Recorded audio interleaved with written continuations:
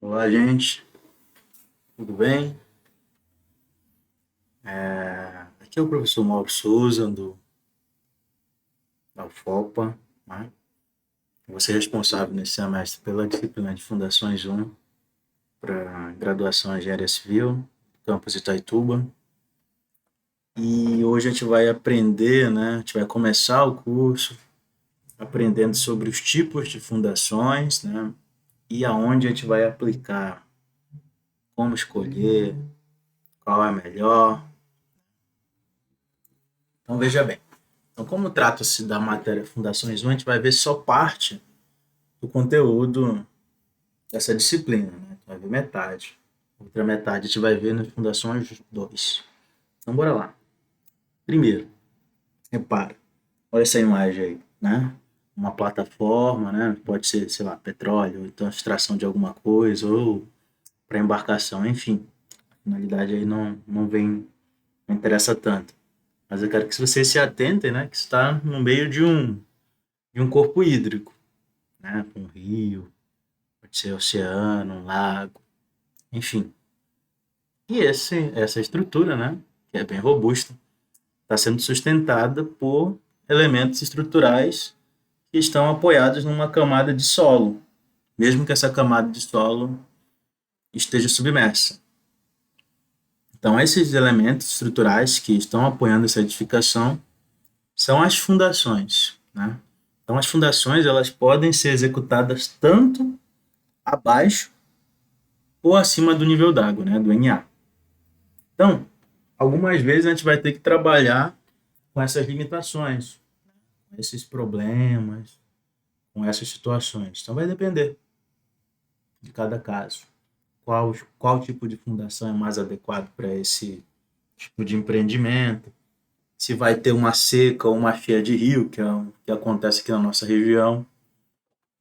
Então, qual o melhor momento para escolher a execução das fundações, se é no período de seca, se é o período chuvoso, enfim, vai ter que analisar esses, essas situações e verificar qual vai ser a solução para cada caso. Então, essa é a principal informação aí que eu quero passar para vocês, que as fundações podem ser executadas mesmo abaixo do nível d'água. Há técnicas, há já tecnologia para fazer isso, tá bom? Então, essa é a primeira informação que a gente vai ter que ter. Segundo, onde é que tem fundações? Qualquer tipo de edificação, né? Qualquer tipo de obra de engenharia civil vai estar apoiado em alguma coisa, né? Geralmente sobre o solo, em que seja uma parte dela que sustente outra coisa. Exemplo, essa figura que mostrei, né? É uma ponte, né? Pode ser uma ponte que sustenta uma ferrovia, uma estrada, né? Que tá vencendo um grande vão aí, né? Por exemplo, pode ser tá ligando uma montanha na outra. Isso aqui não é na nossa região, não é aqui no nosso país, talvez, né? Não tem tantas um relevo assim tão acidentado. Mas, enfim, é uma ponte que está apoiada sobre arcos, e esses arcos estão ligados em colunas, né, esses pilares, e esses pilares estão apoiados em algum lugar, né, nas ombreiras aí, dessa montanha, na rocha. Então, esses pilares são responsáveis por transmitir esse carregamento às fundações. Então, além de pontes, né, as obras de arte, viadutos, há situações mais comuns, né? Quais são elas? Edifícios de múltiplos pavimentos, né? Edificações, prédios em geral. E geralmente vai precisar de elementos de fundações mais robustos, né? Estacas, por exemplo. Acho que todo mundo aí já deve ter ouvido falar ou já visto a execução de estacas. Estacas são tipos de fundações, né? Fundações profundas, né? A gente usa quando a gente precisa de resistências mais elevadas, ou então as camadas superficiais de solo não têm tanta resistência. Então, geralmente vai ser usado para situações de edificações que têm carregamentos muito elevados, né? Uma edificação de múltiplo pavimento é uma situação dessas. Mas há situações que a gente precise dimensionar as fundações para carregamentos menores, né? Como casas, casas de um andar, 2 andares, até 4 andares, são prédios que têm carregamentos baixos, né? São utilizados em situações do cotidiano da vida do usuário, né? Dessa edificação, então os carregamentos são baixos. Então há situações que as fundações podem ter, né, menor tamanho, menor dimensões. E outros casos, como é o caso das pontes, né? Essa aí é a ponte JK lá em Brasília, que aí requer que as cargas sejam concentradas em pontos específicos. Quando eu falo esses pontos específicos é porque a gente não pode colocar muitos pilares, em alguns casos, e faz com que as cargas das fundações aumentem. Por exemplo, nessa ponte aí, né, ela é sobre um lago, né, um lago lá em Brasília, e esse lago é navegável, né, o pessoal passa de barco aí, lancha. Então, os vãos dessa ponte têm que ser grandes para permitir o fluxo de embarcação. Ao fazer esses vãos grandes, né, vou me atentar aqui só às fundações, faz com que os carregamentos, né, sejam concentrados em colunas, né, essas colunas aí que são arqueadas também, maiores. Então a gente concentra maior carga. Então se a gente concentra maior carregamentos, os elementos de fundações eles vão ser mais robustos, tá? Então a gente vai ter que analisar isso e verificar qual vai ser a solução. Beleza? Então são exemplos. Além desses exemplos, a gente tem que verificar qual tipo de fundação a gente vai trabalhar. Qual tipo de fundação a gente vai estar estudando. Existem dois tipos, né? São as fundações diretas e as fundações indiretas. Quais são as diretas? São as fundações que são apoiadas nas camadas mais superficiais, mais próximo da superfície ali de onde a gente está trabalhando. Então a gente vai chamar isso de fundação direta ou fundação rasa. E tem as fundações que eu preciso de atingir camadas mais profundas, que são as fundações profundas ou indiretas, no caso as estacas. Então, nesse caso aqui, ó, a superestrutura vai transmitir o carregamento para essas fundações. O que vai ser a superestrutura? Vai ser tudo que está acima do nível das fundações, né? Por exemplo, das colunas para cima. Exemplo, nesse caso aqui da ponte, a superestrutura são as colunas, as longarinas aqui da ponte, né? Transversina, tabuleiro em geral da ponte. Então, tudo isso vai ser a superestrutura. Numa edificação, o que vai ser a superestrutura? Vai ser as colunas, vigas e as lajes, né? Mais os carregamentos produtos da utilização da edificação, parede e tudo mais. E algumas sobrecargas aí que você já conhece da parte estrutural. Então, tudo isso vai ser a superestrutura, né? Tudo isso vai compor a superestrutura. Então, essa superestrutura vai ser responsável por transmitir o carregamento. No caso de fundações 1, a gente vai se atentar apenas a um tipo de fundações, vai ser o tipo de fundações rasas, são semelhante a essa edificação aqui, que é composta por sapatas, né? Tá vendo aqui essas placas? Tem uma altura assim considerável, a gente vai chamar isso aí de sapata, beleza? Quais são os principais tipos de fundações rasas ou diretas? Vão ser as sapatas, elas podem ser tanto de carregamento centrado, né? Quando a coluna coincide com o centro de gravidade da sapata, ou elas podem ser de divisa também, ou retangulares, né? Nesse caso aqui eu tenho uma sapata centrada, né? Com carregamento com pilares coincidindo com o centro de gravidade, só que elas podem ser quadradas ou retangulares. Note que uma é reta, né? E quadrada, a outra é retangular e tem esse cone esse tronco de pirâmide aqui em cima. Para que serve isso? Só para economizar concreto, tá bom? Termos executivos, essa aqui é mais fácil de fazer, mas essa aqui é mais econômica. Além das sapatas, né, que são elementos que vão trabalhar a flexão, existem elementos que trabalham somente a compressão, que são os blocos. Tá? São elementos mais robustos, aí eles trabalham exclusivamente a flexão. E além desse, vamos ter alguns elementos mais flexíveis, do qual a gente recebe todas as colunas, né, todos os pilares, numa única estrutura. Caso for uma placa, é um radier, e se eu tiver alguns espaços vazios entre esses elementos de fundações, né, alguns vazios, a gente vai chamar isso de grelha. Tá bom? Então, esses aqui são os principais. Tendo em conta isso, os tipos de fundações mais comuns utilizados, por exemplo, em edificações são as fundações que são corridas, né? Por exemplo, nesse caso aí, ó, tem como se fosse uma grelha. Os pilares saem de uma fundação corrida. O que é a fundação corrida? É que tem um comprimento, né, maior do que a sua largura, certo? Então, 4 pilares aqui saindo de uma sapata ou então uma viga, né? A gente que chama isso aqui de viga baldrame, ou alicerce, beleza? Então, mas são tudo fundações corridas. Então, são exemplos. Vou mostrar para vocês outros tipos aqui, ó. Tem aqui um radier, né? E tem aqui um método executivo do radier, né? De fazer forma, colocar um lastro, uma armadura, posicionar os pilares e depois concretar, né? A dia tem que colocar as instalações aqui também, né? Hidrossanitária também já nele. Então são exemplos. Outro caso.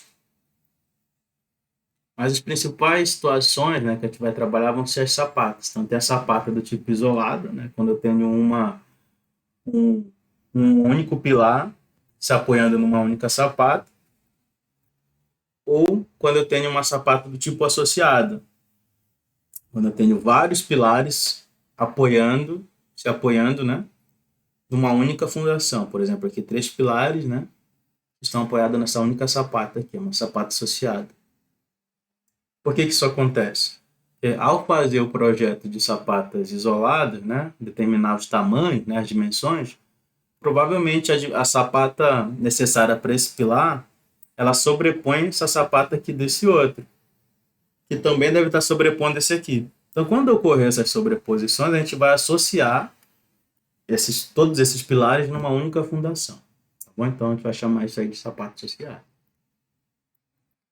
Quando eu tiver carregamentos, né, que não são pontuais aqui, né, que tiver carregamentos distribuídos, é mais aconselhado usar a sapata corrida, né, que é uma sapata e é uma seção, semelhante a essa daqui, e essa seção é repetida ao longo do comprimento da estrutura, né, que eu estiver trabalhando. Por exemplo, aqui um muro, é uma parede, no caso. Ou, né, quando eu estiver trabalhando com as sapatas isoladas, é conveniente, né, ligar essas sapatas por uma viga, né, que a gente vai chamar de cinta aqui nesse caso. Tá bom? Então, por hora, a gente vai só comentar um pouco sobre isso, né? Você já deve ter visto algo em tecnologia da construção civil, né? Que você vê os métodos executivos. Além desse tipo de sapata, pode ter as sapatas de divisa. Quando eu falo sapata, gente, é fundação, tá? Fundação rasa. Tá bem? Então, entendam assim. Então, tem as sapatas de divisa. Vocês podem notar aqui, ó, por exemplo, nessa parte aqui, então, tem o limite do terreno que está construindo a edificação e tem o terreno vizinho. Então, a gente não pode invadir o terreno vizinho, mesmo que seja abaixo aqui do subsolo, né? No caso, as sapatas. Então, a gente tem que respeitar esse limite. Então, quando isso acontece, a gente vai fazer o quê?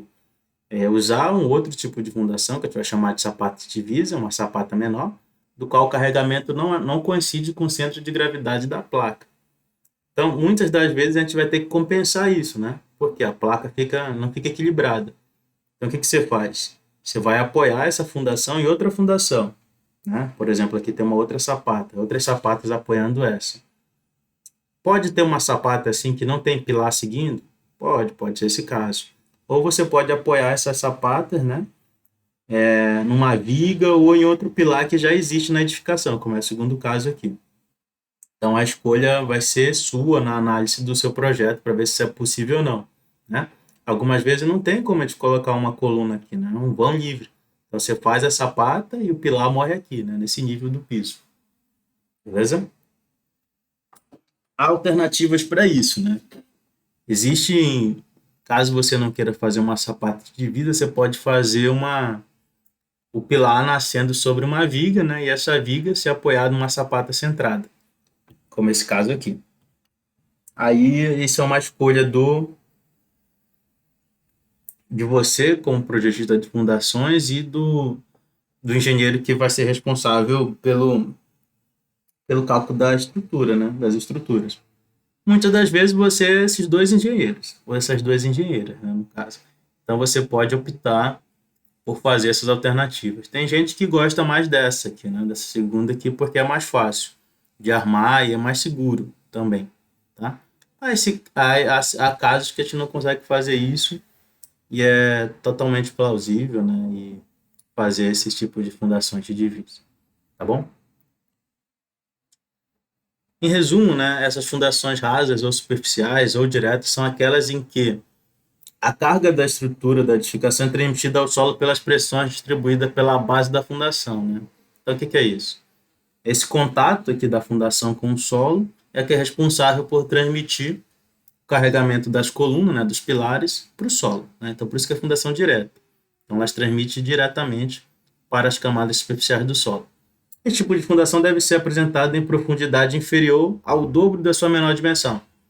Então, essas condições aqui a gente vai aprender mais para frente. Mas o que seria? Por exemplo, nessa imagem aqui eu teria a espessura, né? Essa viga aqui, no caso, né? Espessura. E a profundidade que ela vai ficar enterrada tem que ser menor, né? Menor do que duas vezes essa dimensão. Seria isso. Para a gente considerar uma fundação do tipo rasa. Passou disso, a gente teria uma fundação do tipo profunda, né? Mas, em geral, fundações até ali 2 metros, né? 2 metros de profundidade a gente pode considerar como fundações rasas, a depender das BUTs dela, né? Mas, em geral, essa profundidade é palpável. E agora, como é que faz uma sapata, né? Uma sapata isolada? Vocês devem ter aprendido aí na construção civil, né? A gente vai primeiro ter que locar os eixos, né, dos pilares, e a partir desses eixos dos pilares a gente vai colocar, locar as fundações. Aí como é que loca isso? Aí depende da obra, né? Depende do grau de complexibilidade. Se for uma obra assim, muito grande, é conveniente você usar você pedir auxílio de um topógrafo, né? Que consiga alocar esses eixos aí mais precisamente com estação total, nível, ou tem gente que dá usa teodolito, né? Ou se for uma obra de pequeno porte, né? Uma casa, uma edificação térrea aí, você pode usar gabarito com tábuas, né? De madeira, desde que o esquadro seja garantido aí, né? Para alocar os eixos dos pilares. E é muito simples, né? Vocês já viram, é só esticar linhas de acordo com as posições, né? E nesses encontros de linhas aqui, geralmente essas linhas vão ser os eixos dos pilares. E nesses encontros a gente usa um prumo para determinar qual é a posição e marca com uma estaca. Então seria isso, locar os eixos das sapatas. No caso de sapato de divisa, tomar cuidado com os limites do terreno, né? É o único cuidado aí que a gente tem que tomar. Então, só um esqueminha aqui, né? No caso, seria o quê? Um gabarito, né? O pessoal usa prego e estica a linha, né? Arame e tudo mais. Aí depende. Aqui tem várias linhas. Algumas são para as paredes, né? Mas a gente vai se atentar só a essa verde aí, ó, que é o eixo. É o eixo dos pilares. E são a partir desses eixos que a gente vai locar as fundações. Beleza? Não é nada muito difícil, né? Mas é uma etapa construtiva que a gente tem que ter muito cuidado, porque aí é o início da obra. Então, se a gente começa errado, né, pode dar algum problema e os carregamentos que a gente tinha previsto podem mudar, porque pode ter uma redistribuição de carga se a gente mudar os eixos da edificação, né, os eixos das colunas da edificação. Segunda parte é fazer as escavações. Aí vai depender do tipo de solo, né? Tem alguns solos que a gente consegue fazer essas escavações, que nem aqui do esquema, né? Assim, consegue fazer cavas quase que retas, e há outros solos que a gente não consegue fazer isso porque eles não têm a resistência suficiente para permanecer assim unidos. Essa resistência que a gente vai chamar é a coesão. Hein? Vocês viram na mecânica dos solos. Então, solos coesivos, né? Que tem alguma parcela aí de argila, a gente consegue fazer essas escavações sem utilização de escoras. Agora, se for solos arenosos, aí é conveniente que a gente use escoras para que não ocorra desmoronamento, né? E fazer, sempre que possível, essas escavações no período da seca, né? Porque a água acaba diminuindo aí a resistência do solo e acaba diminuindo essa, vou chamar assim, entre aspas, coesão, né? Mas é outro, cara. É outro, é outra resistência do solo, né? Está ligado com a saturação do solo, sucção também. mas não é o corpo da nossa disciplina. Seria uma falsa coesão, certo? Quando ela molha, quando o solo começa a ser saturado, né? O que é saturar? Preencher os vazios do solo com água, né? Antes esse vazio não estava preenchido. Podia ter uma quantidade de água aí ou não, mas não estava. Então, quando o solo começa a saturar, essa falsa coesão a gente vai perdendo ela, então vai perdendo resistência e o solo pode acabar desmoronando, né? E se tiver um operário aí, né, pode provocar algum acidente. Então, é comum que você não faça isso nos, nos períodos chuvosos, por conta dessas situações. Depois de fazer a escavação, né, a gente tem que colocar as armaduras, no caso, se for uma sapata do tipo isolada, ou se for sapata, né? Sapatas são estruturas que trabalham a flexão, não importa se vai ser corrida ou isolada, ou associada. Então, se vai ter armadura, a gente tem que proteger essas armaduras com concreto, né? O concreto, além de ter características para resistir aos esforços de compressão, ele vai atuar como um agente aí protetor dessas armaduras. Então, a gente protege essas armaduras garantindo o cobrimento adequado, né? Então, esses cobrimentos aí são normatizados, a gente vai aprender. E a gente garante esse cobrimento nas laterais, na parte superior. E na parte inferior, a gente tem que garantir isso também, né? Então, o que a gente faz antes de colocar a armadura? A gente faz um lastro. O que vai ser esse lastro? É uma camada de concreto aí com teor de cimento baixo, né? Teor de cimento baixo, tem gente que chama de concreto magro. Põe esse concreto antes de colocar a armadura. E antes de colocar esse concreto, é conveniente que a gente faça uma compactação do fundo da cava. É preciso fazer essa compactação? Pergunta para mim. Não, não é preciso, mas isso ajuda. Por quê? Existe um movimento que a gente vai aprender aí nas fundações, que é um movimento de as fundações cedem um pouco quando a gente aplica o carregamento, a gente vai chamar isso aí de recalque. Então, se a gente compacta essas camadas superficiais aí, ó, logo embaixo, a gente já ajuda a diminuir esse deslocamento, tá? Esses recalques. Então, é conveniente que você compacte da cava, depois adicione o lastro de concreto, depois de curado aí, né? O lastro de concreto segue com as armaduras e concreta o elemento, né? Algumas vezes, algumas vezes não é possível usar a própria cava como forma, né? Então você vai ter que fazer formas de madeira, né? Para fazer a forma aí do elemento que você está trabalhando, tá bom? Então é o mesmo procedimento do outro. Então a gente vai usar essas formas de madeira aí. Tem gente que chama isso aí de caixaria, né? Mas eu prefiro chamar forma. E a posição da armadura que vai seguir o pilar, né? A gente vai chamar de arranque. Ela é posicionada de acordo com o eixo que você já alocou no gabarito, tá? Então é importante que isso aqui esteja na hora de fazer o arranque do pilar, né? Esteja no prumo isso aqui, tá? E garantir o cobrimento dessa parte também, beleza? Após isso, né? Concreto e deixa as esperas para que a gente consiga seguir com a superestrutura, né? Tá vendo que vai ter uma viga aqui que vai solidarizar essas fundações, né? E as esperas aqui para as armaduras dos pilares. Em geral, é esse o processo executivo, né? Para executar fundações de fundações rasas. Qual o produto que a gente vai querer com isso, né? No final dessa disciplina, a gente vai estar apto a fazer um projeto executivo que nem esse aí.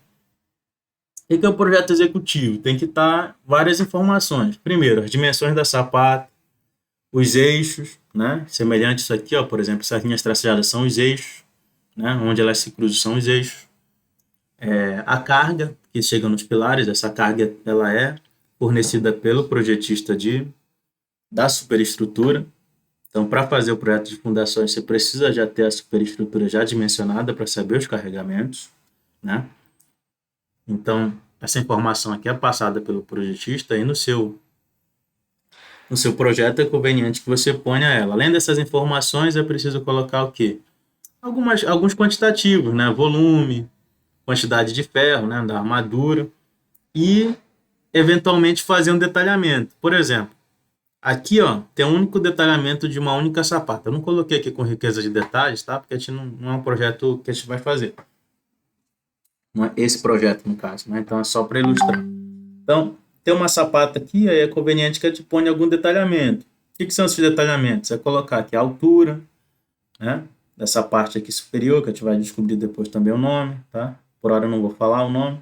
Tem essa parte aqui de baixo, que seria uma de saia, digamos assim, né? Então, a altura da sapata seria essa, e aqui seria a saia, ou então o rodapé. E aqui a altura do arranque, né? Do pilar. A partir de quanto que eu vou concretar esse pilar junto com a sapata? É uma escolha também. Então, como ele colocou um único detalhamento, quer dizer que todas essas sapatas aqui, ó, gente, são iguais. Tá? O que são iguais? Têm o mesmo tamanho.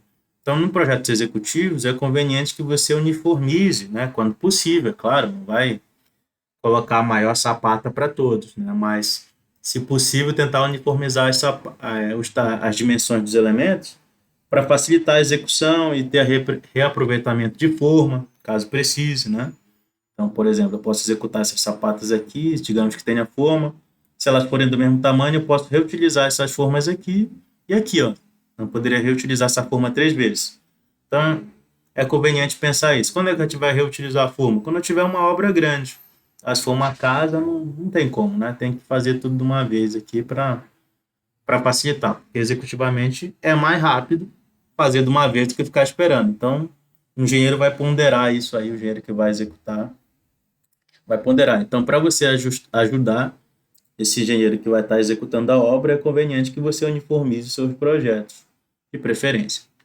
Tá bom? Então, aqui tem o objetivo é construir, né, e detalhar um projeto que nem esse aqui. É preciso fazer essas perspectivas aqui? Bom, se você quiser, sim, né? Se um engenheiro te passar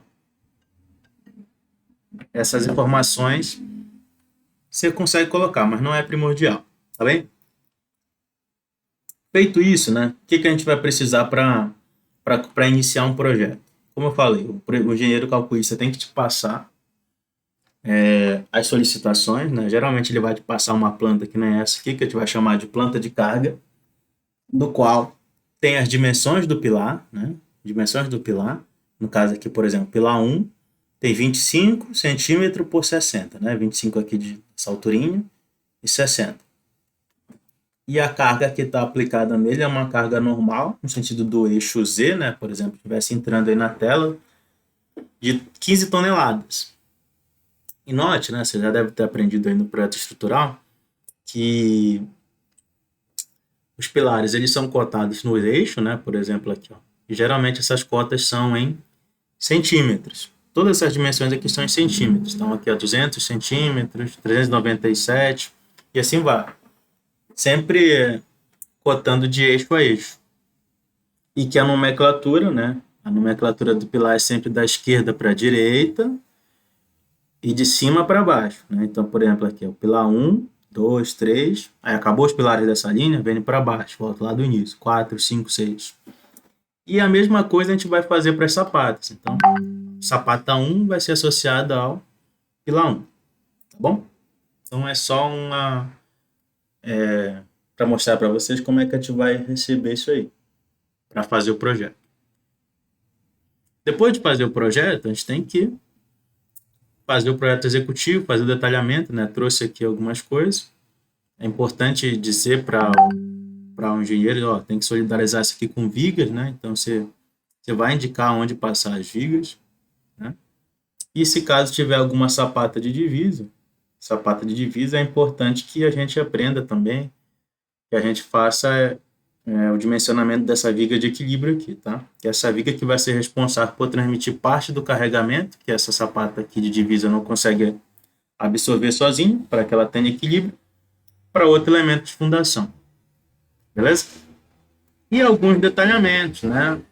É importante a gente colocar algumas condições aí, né? Algumas especificações. Por exemplo, nessa imagem aqui, ó, eu tenho um encontro de vigas, né? E nesse encontro de vigas é importante, não? Então, sapatas corridas, é importante que a gente verifique a taxa de armadura. né? Porque a gente tem que garantir o cobrimento e algumas especificações que nem a gente faz lá nas vigas e nos pilares. Se caso for uma obra que você vai fazer um radier, né? É conveniente que você proteja essa armadura que nem que a gente fez com lastro de concreto lá, né? Falei do lastro de concreto. Para um radier, não é tão interessante a gente fazer esse lastro. Então, o que que a gente geralmente faz? A gente adiciona uma lona para proteger essa armadura de algum contato aqui com o solo, né? E adiciona espaçadores aqui para que a própria concretagem dessa laje, né, dessa placa, consiga produzir o cobrimento necessário, tá bom? E não haja contaminação do solo. No caso desse aqui, era importante fazer o lastro, né? Ou, ou colocar algum elemento aqui de uma lona e tudo mais. Como são cavas pequenas, é mais aconselhável o plástico, porque para desenrolar uma lona aqui ia ser difícil, ia ter que cortar tudo mais, tá? Então, em relação à parte executiva, você pode avaliar isso, o que que é mais rápido. Então, quando for placas muito grandes, utilize lona, né? Porque é mais rápido de desenrolar uma grande extensão. Agora, quando for cavas menores, utilize um lastro de concreto para proteger essa armadura na parte inferior. Beleza? E agora que a gente já sabe disso, como é que a gente vai iniciar? O que que eu tenho que fazer primeiro para poder aprender a dimensionar uma fundação? Primeiro, saber as solicitações. Isso aí a gente pede, né, pro calculista. A gente já tem. Segundo, é fazer uma investigação geotécnica, né? O que é o geotécnica? É saber com qual tipo de solo eu estou trabalhando ali. Que solo é aquele onde que a edificação vai estar apoiada. Então a gente vai precisar saber os tipos de solo. Então a gente vai chamar isso aí de investigação geotécnica, que vai ser fazer sondagens, descobrir quais são as espessuras da camada, se tem nível d'água, tá? Um monte de coisa. Então essa é uma das fases mais importantes. Depois de ter isso, a gente vai determinar qual é a capacidade de carga desse solo. Tem uns solos que resistem mais do que outros, né? A depender do estado aí e a situação local, né? Cada cidade tem, cada local tem as suas características. Por exemplo, o solo aí de Itaituba pode ser diferente do solo de Belém ou daqui de Santarém. Então, dependendo disso, dessas duas condições, né, da investigação geotécnica e da capacidade de carga do solo, a gente vai escolher o tipo de fundação. Se vai poder ser do tipo rasa, né, que é o que a gente vai aprender nessa disciplina, ou do tipo profundo, que seria uma outra disciplina. Escolhendo isso, a gente vai dimensionar e partir para o projeto, né? Depois de determinar quais são as dimensões, é fazer um projeto executivo, né? Seguindo o quê? As normas vigentes no país e tentando otimizar, né, a execução, daquele jeito lá que eu te falei, né?